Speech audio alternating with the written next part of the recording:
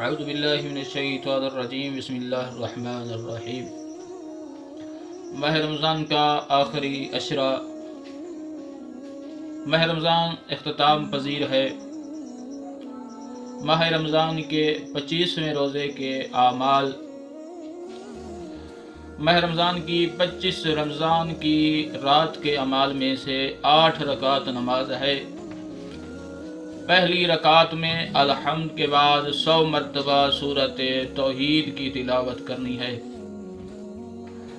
اسی طرح دوسری رکعت میں بھی الحمد کے بعد 100 مرتبہ سورۃ توحید کی تلاوت کرنی ہے۔ رکوع اور سجود اور تشہد و سلام کے بعد دو کر کے آپ نے یہ نماز ادا کرنی ہے۔ بڑی فضیلت کی راتیں ہیں، بڑی نیک راتیں ہیں۔